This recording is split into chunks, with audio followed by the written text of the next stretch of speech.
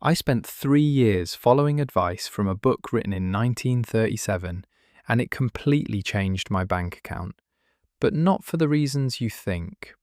Here's what nobody tells you about Napoleon Hill's Think and Grow Rich. Everyone focuses on the mystical stuff, the secret he keeps hinting at, the law of attraction vibes that make it sound like you just need to wish really hard for money and it'll appear. That's not what makes this book powerful. What makes it work is something much more interesting and, honestly, kind of scary once you understand it. As someone who studies behavioral psychology, I decided to dissect this book not as a motivational text, but as a psychological manual. And what I found shocked me. Hill was essentially describing cognitive behavioral techniques, neuroplasticity principles, and social psychology concepts decades before those fields even had those names. The man was accidentally writing a psychology textbook disguised as a get-rich guide. So let's break down exactly why Think and Grow Rich actually works, using real science instead of mystical thinking. Because once you understand the psychological mechanisms behind Hill's advice, you can actually use them effectively instead of just hoping they work through some cosmic force. Since its publication in 1937, Napoleon Hill's Think and Grow Rich has become one of the most iconic and controversial books on success and wealth. Generations of entrepreneurs, creatives, dreamers, and yes, even some scam artists have drawn inspiration from its pages. It sold over 100 million copies worldwide, which means either millions of people got rich following it, or millions of people really wanted to believe they could. Hill often hints at a secret throughout his book, one he suggests each reader must discover for themselves, and I'll encourage you to do the same. But behind all the mystery, metaphors, and bold promises that sound like they belong in a fortune cookie, there's actually a substantial amount of practical advice that makes complete sense from a psychological perspective. It's buried under layers of 1930s language and occasional mysticism, but it's there. While reading and analyzing this book through a scientific lens, I found that many of Hill's core ideas align remarkably well with what modern psychology knows about human motivation, behavior change, and performance optimization. This isn't coincidence. Hill interviewed over 500 successful people over 20 years. He was essentially doing qualitative research and pattern recognition before those were formal academic practices. Now, let's be real for a second. Getting rich is often a complex result stemming from multiple factors, ranging from your environment and genetic predispositions to your decisions, behavior, timing, and yes, a fair amount of luck. Anyone who tells you it's just about mindset is either selling something or hasn't thought it through. However, I genuinely believe that when you implement the strategies mentioned in this book with an understanding of why they work psychologically, you're getting much closer to transforming your desire for money into tangible reality. You're stacking the odds in your favor instead of just hoping. So let's find out exactly how Think and Grow Rich actually makes you rich, and more importantly, why it works, based on what we know about human psychology. Desire, the psychological starting point. Hill begins his entire framework with a bold claim that sounds almost too simple. All riches begin with desire. But before you roll your eyes and click away, understand that he's not talking about a casual wish you make when you see a nice car drive by. He means a burning, definite, all-consuming desire that takes hold of your thoughts and fuels your daily actions. A desire so specific and intense that it borders on obsession. This maps surprisingly well onto modern goal-setting theory, which finds through decades of research that clear, challenging, specific goals dramatically boost both motivation and performance. Psychologists know from extensive studies that goals direct attention like a spotlight, energize effort by giving you a target to aim for, and help people persist through inevitable obstacles because there's something concrete to hold on to. Here's the critical difference. Vague ambitions like, I want to make more money, or I want to be successful, rarely inspire sustained action. Your brain doesn't know what to do with that information. It's too abstract, too undefined. But when you set a specific, measurable goal, like, I want to earn $10,000 in freelance web design work over the next 3 months by landing 5 clients at $2,000 each, something shifts in your brain. Your mind starts to automatically map out a plan. You begin thinking about where to find those clients, what your pitch needs to sound like, what your portfolio should include, which is exactly what Hill instructs you to do at the beginning of the book. Write down the exact amount you want, the exact date you want it by, and what you're willing to give in return. You begin tracking your progress, adjusting strategies based on what works, and prioritizing your time around activities that move you toward that specific target. The stronger and more concrete the desire, backed by a written plan and daily visualization, the more likely it shifts from fantasy to reality. This isn't magic. This is how goal-directed cognition works in the human brain. Faith and self-efficacy, belief as a performance enhancer. Hill argues throughout the book that desire is essentially powerless without belief to back it up. In his terminology, you must have faith in yourself and your ability to achieve the goal. Now, in psychology, we don't usually call this faith. We call it self-efficacy, a concept introduced by legendary psychologist Albert Bandura. Self-efficacy is simply the belief in your own ability to successfully accomplish something specific. And research shows it's one of the strongest predictors of actual performance and achievement.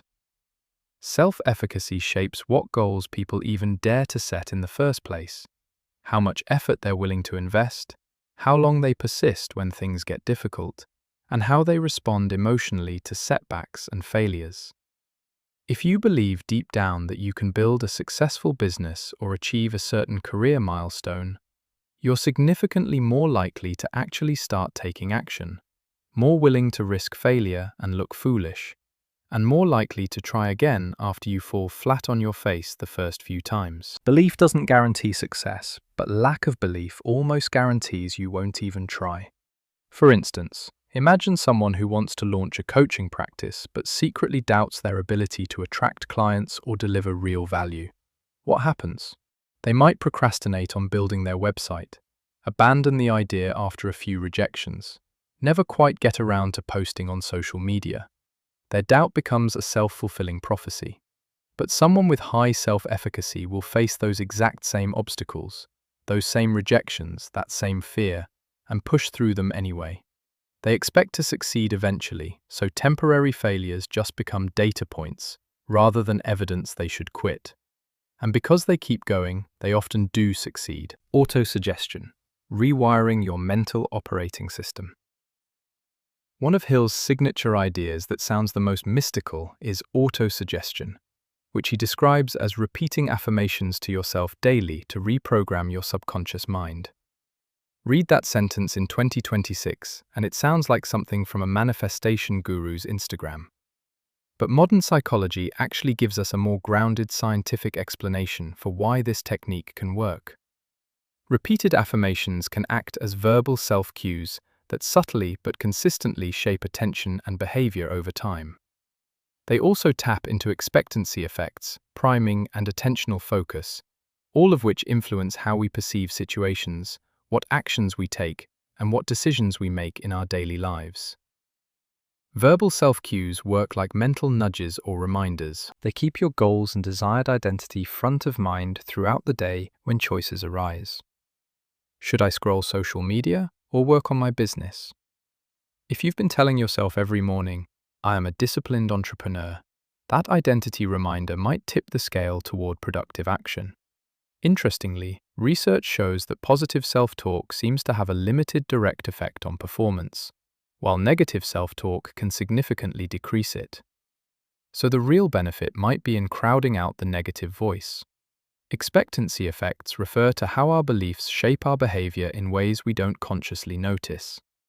If you expect to be confident in a negotiation or successful in a pitch, you're more likely to act in small ways that make that belief come true. You make eye contact, your posture opens up, your voice steadies. Priming adds another subtle layer.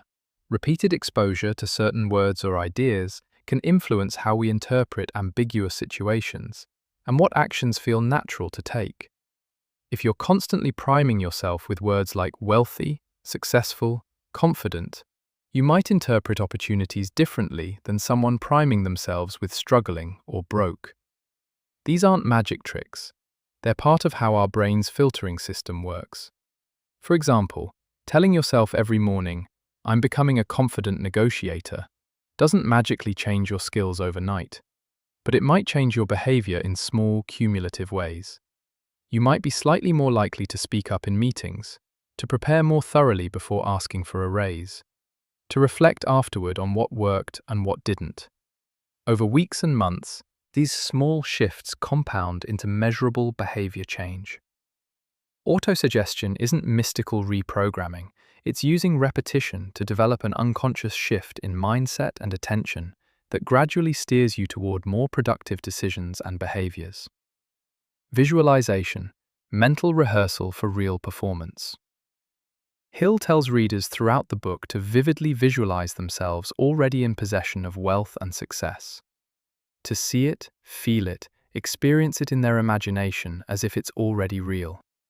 Again, this sounds like woo-woo manifestation stuff, but modern psychology strongly supports this through extensive research on mental imagery and implementation intentions.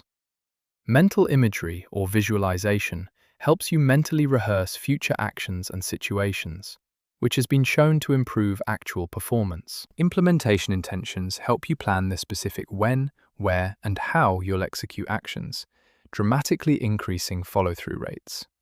Take the example of an aspiring entrepreneur preparing for an important investor pitch. Vividly visualizing the moment, standing confidently in front of investors, speaking with clarity and passion, smoothly handling tough questions, can genuinely help reduce anticipatory anxiety and increase confidence when the real moment arrives. Your brain has already been there in simulation. Now add a specific implementation intention like, if I wake up at 7 a.m. tomorrow, then I'll immediately spend 30 focused minutes refining my pitch deck before checking email. You've just connected your vision to concrete action with a triggering condition. The more vividly you imagine success and link it directly to specific planned actions, the more likely that vision transforms into execution and results. This is why Olympic athletes spend hours visualizing their performances. It works. Specialized knowledge, the leverage of expertise. Hill emphasizes throughout the book the crucial importance of specialized knowledge over general information. In today's world, this advice holds even more weight than it did in 1937. Research on deliberate practice, pioneered by Anders Ericsson, shows clearly that expertise is built through focused, intentional effort in a specific domain, not through broad, casual learning across many areas. Think of someone who focuses intensely on mastering one specific high-value skill, like search engine optimization for e-commerce, real estate investing in a particular market, or persuasive business writing. Instead of bouncing between unrelated topics and surface-level learning, they break the skill down into components, practice with feedback and adjustment, and level up intentionally over thousands of hours. Over time, you're no longer being paid just for your labor or your time. You're being paid for your judgment, your strategic decisions, and the concentrated value that comes from your specialized knowledge that few others possess. That's how top performers in any field build deep competence and often significant wealth. They go narrow and deep rather than broad and shallow. Persistence and grit, the unsexy secret. Hill calls persistence the secret ingredient behind virtually every success story he studied. Decades later, psychologist Angela Duckworth formalized this with her research on grit, defined as passion and perseverance toward long-term goals. Even when talent, intelligence, and resources are roughly equal between people, grit consistently makes the difference between those who succeed and those who don't.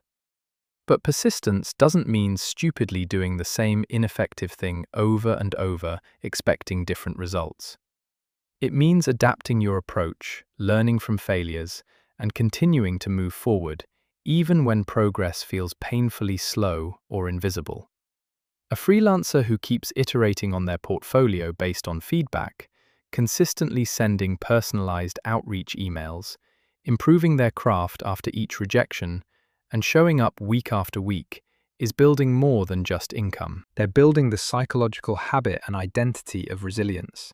And that resilience increases the probability that they'll eventually find the breakthrough, the right client, the lucky break that looks like luck, but is actually preparation meeting persistence. Mastermind groups, success through social capital. Hill claimed that deliberately aligning yourself with intelligent, driven peers in what he called a mastermind group creates a synergistic effect where the whole becomes greater than the sum of its parts. Today, we know from research that social capital, peer learning, collective intelligence, and distributed cognition are genuinely powerful drivers of performance and success. This isn't just abstract theory. One of the most famous modern examples is the PayPal Mafia, a group of former PayPal employees and founders who went on to build or fund companies like Tesla, LinkedIn, YouTube, Yelp, SpaceX, and Palantir.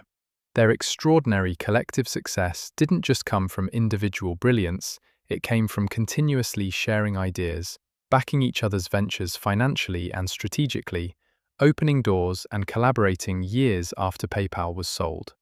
Mastermind groups provide honest feedback, expand access to resources and networks, create accountability, and increase psychological commitment to your goals. A startup founder in such a group might receive direct strategic help on fundraising, get introduced to key contacts, or find renewed motivation by hearing others' wins and struggles. Success rarely happens in isolation. It happens in community, in networks, in groups of people pushing each other forward. Decisiveness and internal locus of control. Hill warned against indecision and praised quick, firm decision-making as a trait of successful people. Modern research backs this up through the concept of locus of control. People with a strong internal locus of control, the belief that they can significantly influence outcomes in their lives, tend to take more initiative, persist longer when facing challenges, and feel more ownership over their results. Indecision often stems from fear, perfectionism, or overthinking every possibility. But people who develop personal decision-making systems, like setting deadlines for choices, narrowing options systematically, or trusting their instincts on low-stakes issues, free up mental energy to act, iterate, learn, and adjust. In wealth building and business, delay often directly equals missed opportunity. The person who hesitates for months before starting usually loses to the person who starts imperfectly today. As Hill might say, clarity, confidence, and speed beat hesitation every single time. The subconscious as problem solver. Hill believed the subconscious mind is a creative partner, always working behind the scenes to help solve problems and generate insights. Modern psychology calls this incubation, the phenomenon where stepping away from a problem allows your mind to continue processing it in the background, often leading to breakthrough insights. Research supports this. After you've consciously focused on a problem, your brain doesn't shut off. It keeps making connections between ideas without you realizing it. This is why your best ideas often come in the shower, during walks, or right before sleep. Your conscious mind relaxes and the subconscious makes associations you missed. It's not mysterious, it's an elegant mental mechanism that makes creative breakthroughs happen when you're least expecting them. Managing energy and impulse control. One of Hill's stranger ideas is sex transmutation, redirecting sexual energy into ambition and drive. While specific scientific evidence for this is limited, it connects to sublimation, channeling strong emotions into productive action. More broadly, learning to manage emotional energy, control impulses, and redirect intense feelings into focused work is a skill that separates high performers from everyone else.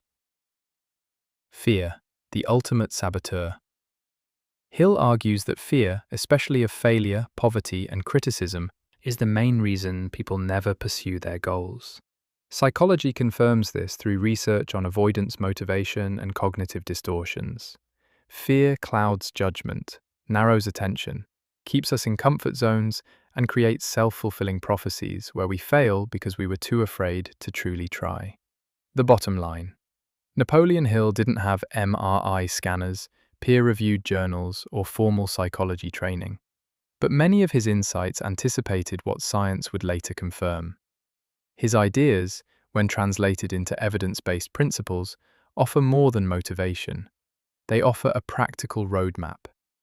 When I first picked up Think and Grow Rich, I expected outdated mysticism. But looking at it through a psychological lens, stripping away the old language, you're left with something surprisingly timeless. Success isn't about wishing hard. It's about how we think, what we believe, who we surround ourselves with, and how we act when things get hard. You don't need to follow every principle perfectly, but understanding why these ideas work psychologically makes them exponentially more useful. When you combine a clear goal with the right mindset, behavior, and social support, that's when momentum builds. And if you build that on evidence-based strategies instead of blind faith, you've got something powerful.